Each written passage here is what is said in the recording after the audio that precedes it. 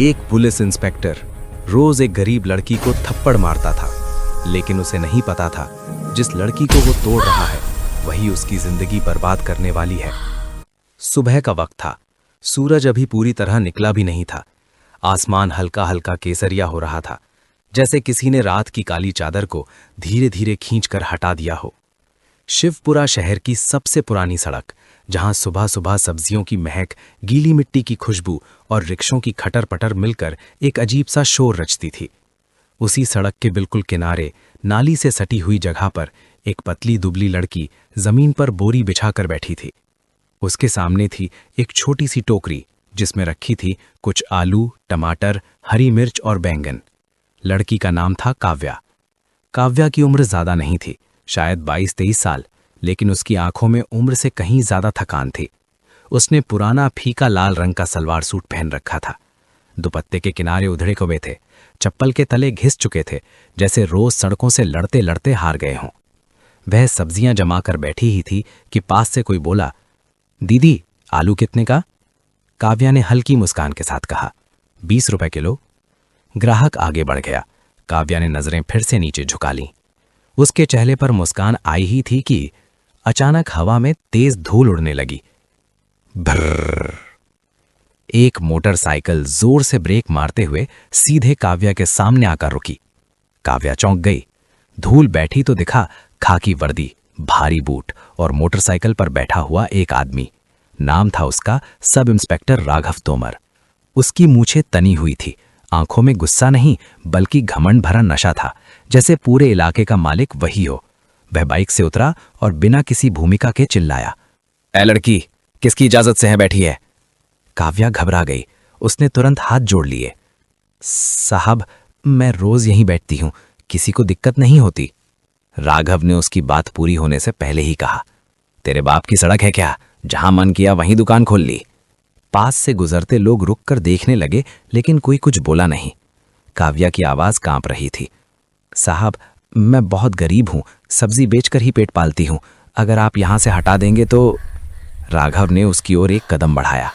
ज़्यादा भाषण मत दे, तेरी वजह से ट्रैफिक जाम लग सकता है, समझ में आता या नहीं? काव्या की आंखें भर आई।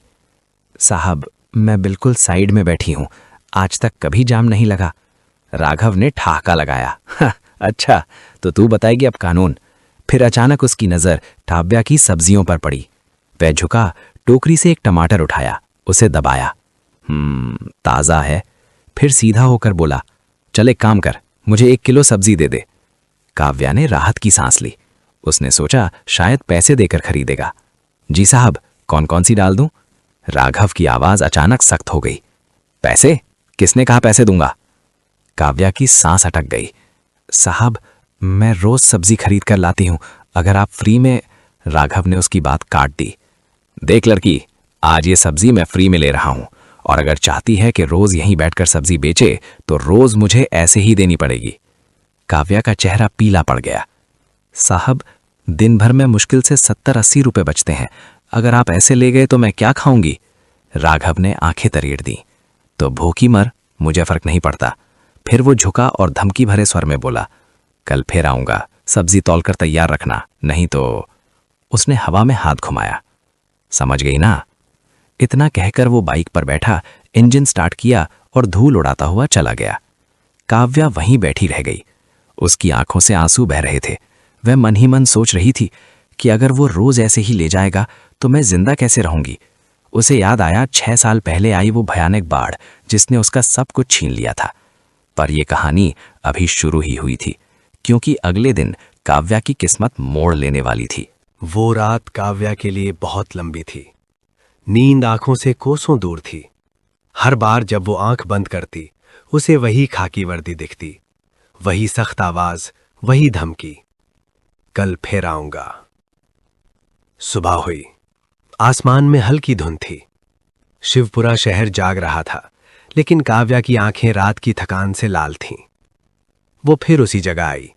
वही टूटी बोरी, वही सब्जियों की छोटी सी टोकरी, लेकिन आज उसके हाथ कांप रहे थे।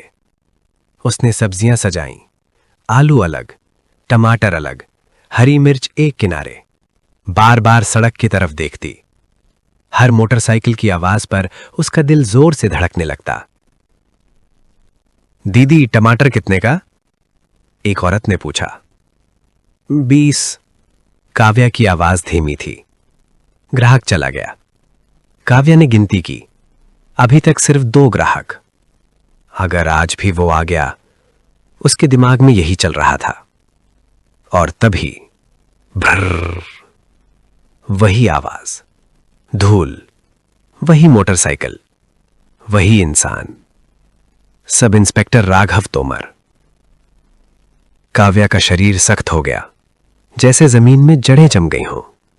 राघव बाइक से उतरा, इधर उधर देखा, फिर मुस्कुराया। वो मुस्कान जो इंसान की नहीं, शिकार करने वाले की होती है। ओह, तो आज भी बैठी है। काव्या ने सिर झुका लिया। जी साहब। राघव ने हाथ बांधे। सब्जी तैयार है ना? काव्या ने हिम्मत जुटाई। साहब, कल जो आपने ली थी उससे मेरा बहुत नुकसान हो गया। राघव की मुस्कान गायब हो गई। तो साहब, कम से कम आज पैसे दे दीजिए, पूरा नहीं, आधे ही सही। उसके शब्द कांप रहे थे। मैं भूखी हूं साहब, कल रात कुछ खाया नहीं। पास से लोग गुजर रहे थे, कुछ रुककर देखने लगे। राघव ने चारों तरफ देखा, फिर धीरे धीरे काव्या के पास झुका। तू मुझे भीख दिखा रही है? नहीं साहब, मैं बस। थप्पाक, एक तेज थप्पड़। काव्या का सिर एक तरफ झुक गया। उसके कानों में सनसनाहट गूंज गई। सड़क पर सन्नाटा छा गया। कुछ लोग ठिठक गए, लेकिन किसी ने कुछ नहीं कहा। काव्या की आंखों से आंसू गिरने लगे। राघव ने दांत भींचे। समझ नहीं आता क्या? मैं जो कहूं वही होगा। उसने टोकरी की तरफ इशारा किया। 1 किलो, जल्दी। काव्या के हाथ कांप रहे थे। वो झुकी, सब्जियां तौलने लगी। हर आलू जैसे उसके आत्मसम्मान पर गिरता हथौड़ा था। वो बुदबुदाई, भगवान मुझे बचा लो। राघव ने सब्जियां ली, फिर झुककर उसके कान के पास बोला, ये रोज का है अब, और अगर किसी को बताया तो सीधा जेल। फिर वो हंसा और चला गया। काव्या वहीं बैठी रह गई। उसका चेहरा लाल था, गाल जल रहा था, दिल टूट चुका था। कुछ देर बाद एक बूढ़ी औरत पास आई। बेटी, तो कुछ बोलेगी नहीं? काव्या ने सिर हिला दिया। नहीं अम्मा, बोलूंगी तो और मरेगी। बूढ़ी औरत की आंखें भर आईं, लेकिन वो भी आगे बढ़ गईं। काव्या ने आकाश की तरफ देखा। क्या यही मेरी जिंदगी है? उसका मन 6 साल पीछे चला गया, जब नदी ने गांव निगल लिया था, जब मां का हाथ छूट गया था, जब वो अकेली बची थी। तब भी बच गई थी, अब क्यों नहीं? उसी समय सड़क के उस पार एक काली कार आकर रुकी। कार से उतरी एक गंभीर चेहरे वाली महिला। सादी साड़ी, आंखों में तेज, कदमों में आत्मविश्वास। वो थोड़ी दूरी पर खड़ी होकर सब देख रही थी। उसने थप्पड़ देखा था, उसने डर देखा था, और उसके चेहरे पर गुस्से की एक हल्की लकीर खिंच गई। उसने मन ही मन कहा, यह सिर्फ बदतमीजी नहीं है, यह अपराध है। लेकिन वो चुप रही, क्योंकि वो पूरी सच्चाई जानना चाहती थी। और काव्या अभी नहीं जानती थी कि उसकी जिंदगी अब मोड़ लेने वाली है। काव्या को आज सब्जी बेचते हुए ऐसा लग रहा था जैसे उसका शरीर नहीं, उसकी आत्मा सड़क के किनारे बैठी हो। गाल पर थप्पड़ की जलन अभी भी थी, लेकिन उससे ज्यादा जलन थी बेइज्जती की। वो बोरी पर बैठी रही, आंसू बहते रहे, लोग आते जाते रहे। दोपहर के करीब सड़क थोड़ी शांत हुई। तभी धीमे कदमों की आवाज आई। काव्या ने सिर उठाया। वही महिला जो थोड़ी दूरी पर खड़ी होकर सब कुछ देख रही थी। सादी साड़ी, चेहरे पर सख्ती नहीं बल्कि संयम और करुणा। वो काव्या के सामने झुकी और नरम लेकिन गंभीर स्वर में बोली, वो पुलिस वाला तुमसे क्या चाहता है? काव्या का शरीर से हर गया। उसने डरते डरते कहा, कुछ नहीं मैडम, वो सब्जी ले गया। महिला ने उसकी आंखों में देखा।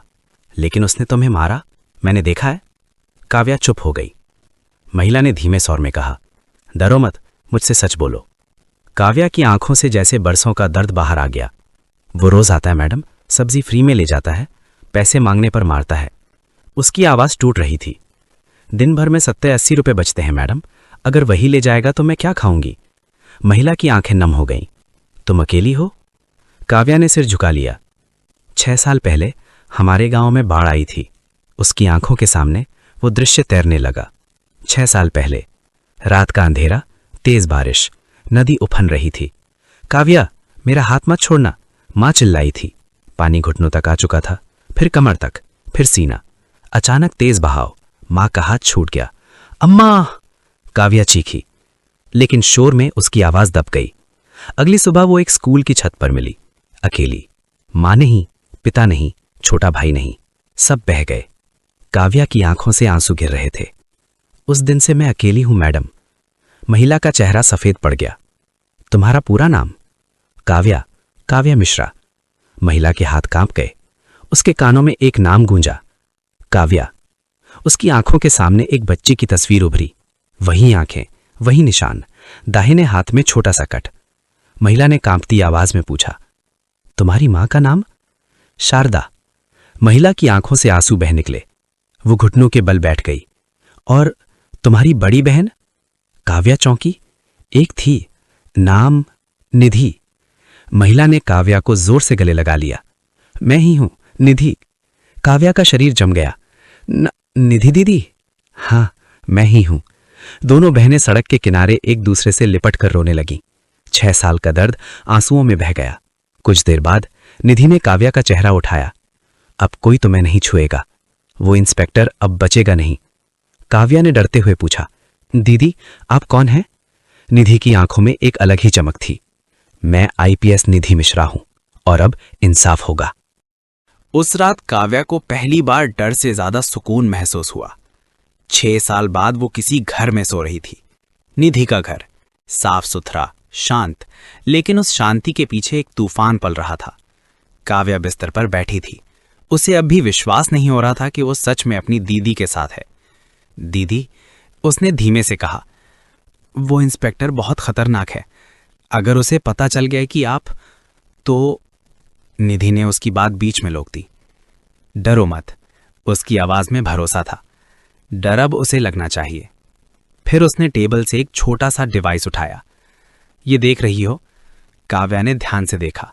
छोटा सा कैमरा, इतना छोटा कि आंखों में भी ना चुभे। इसे तुम कल अपने बालों में लगा लेना, कोई देख नहीं पाएगा। काव्या की सांस तेज हो गई। कल मुझे फिर वहां बैठना होगा। निधि ने सिर हिलाया। हां, लेकिन आज तुम अकेली नहीं हो। उसकी आंखों में कठोर फैसला था। कल हम उसका असली चेहरा सबके सामने लाएंगे। अगली सुबह शिवपुरा की सड़क हमेशा की तरह जागी।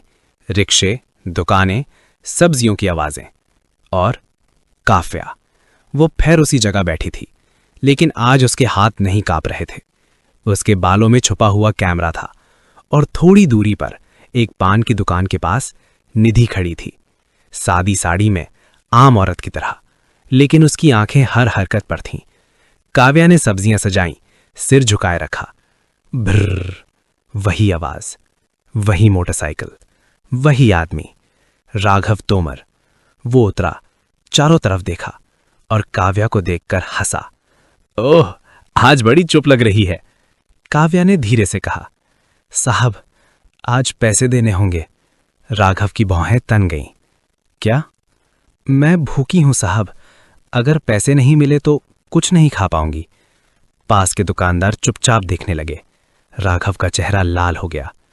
तुम मुझे सिखाएगी? उसने हाथ उठाया। थपाक, कैमरे में सब कुछ कैद हो गया। काव्या लड़खड़ा गई। राघव चिल्लाया, कितनी बार समझाया है, सब्जी दे और चुप रह। और तभी बस एक शांत लेकिन भारी आवाज। राघव पलटा। सामने निधि खड़ी थी। सब इंस्पेक्टर राघव तोमर, आप निलंबित किए जाते हैं। राघव हंस पड़ा। मैडम, आप कौन? निधि ने अपना पहचान पत्र निकाला। आईपीएस निधि मिश्रा। राघव की हंसी हवा में जम गई। आपने एक गरीब लड़की को मारा, उसकी रोजी छीनी और ये सब रिकॉर्ड हो चुका है।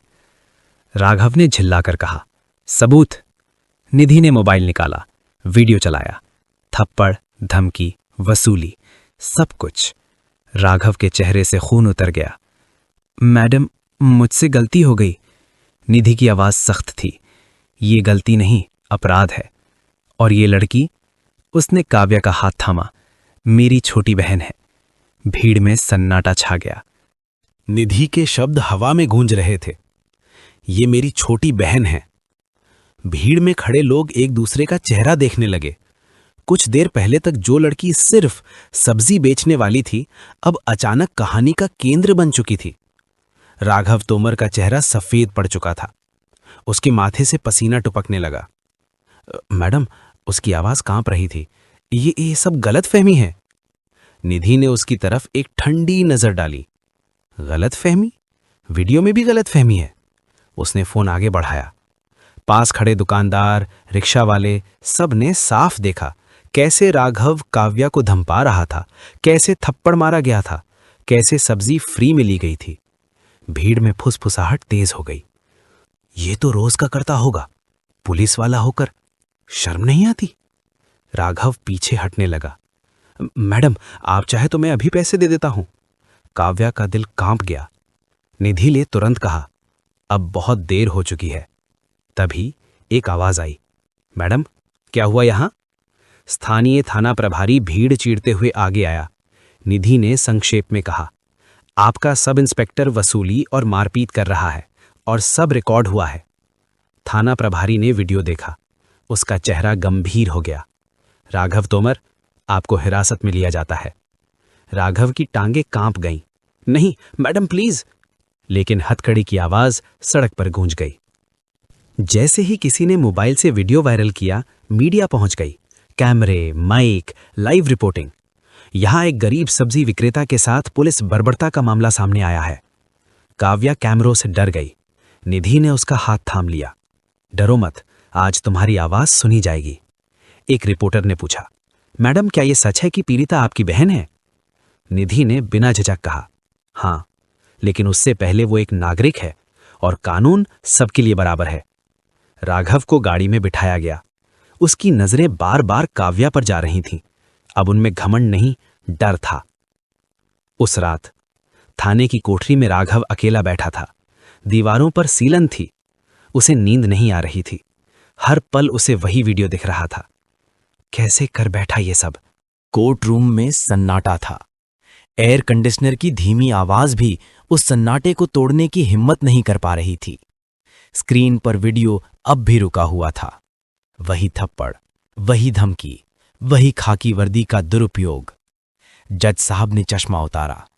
उनकी आवाज गंभीर थी। कानून की वर्दी ताकत के लिए नहीं, जिम्मेदारी के लिए होती है। राघव तोमर के वकील खड़े हुए। माय लॉर्ड, ये एक व्यक्तिगत विवाद था। मेरे मुवक्किल ने। जज ने हाथ उठाया। वीडियो बोल चुका है, अब और कुछ नहीं। उन्होंने सरकारी वकील की तरफ देखा। आईपीएस निधि मिश्रा को बुलाया जाए। निधि आगे आई, सीधे, आत्मविश्वास के साथ। आप जो जानती हैं, कोर्ट को बताइए। निधि ने साफ शब्दों में कहा, माय लॉर्ड, मैंने अपनी आंखों से एक गरीब नागरिक पर अत्याचार देखा। मैंने कोई बदला नहीं लिया। मैंने सबूत इकट्ठे किए। ये मेरी बहन है, लेकिन उससे पहले वो एक आम नागरिक है। कानून सबके लिए बराबर है। कोर्ट में कुछ लोग सिर हिलाने लगे। राघव तोमर अब भी कटघरे में खड़ा था। उसकी आवाज अब टूट चुकी थी। मुझसे गलती हो गई। जज ने उसे देखा। गलती और अपराध में अंतर होता है। फिर उन्होंने फैसला सुनाया। सब इंस्पेक्टर राघव तोमर ने अपने पद का दुरुपयोग किया है। एक गरीब महिला से वसूली की, उस पर हिंसा की। अदालत आदेश देती है, आरोपी को तत्काल निलंबित किया जाता है और न्यायिक हिरासत में जेल भेजा जाता है। हथौड़ा बजा, ठक। राघव की दुनिया उसी आवाज के साथ टूट गई। पुलिस उसे लेकर बाहर चली गई। तनी गांठ। काव्या की आंखों में आंसू थे, लेकिन आज वे आंसू कमजोरी के नहीं थे। वे आंसू थे इंसाफ के। निधि ने उसका सिर सहलाया। अब सब ठीक हो जाएगा।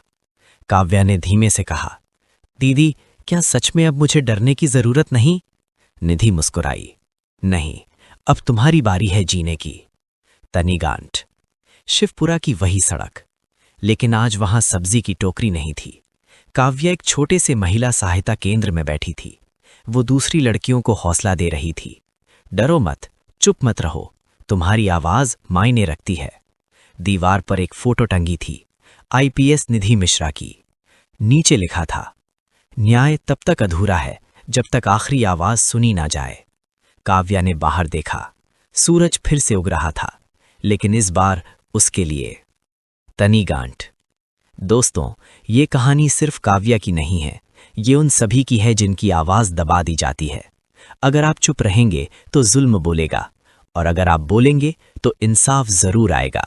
अगर आपको ये कहानी पसंद आई हो तो वीडियो को लाइक, शेयर और चैनल को सब्सक्राइब जरूर करें, क्योंकि हर आवाज मायने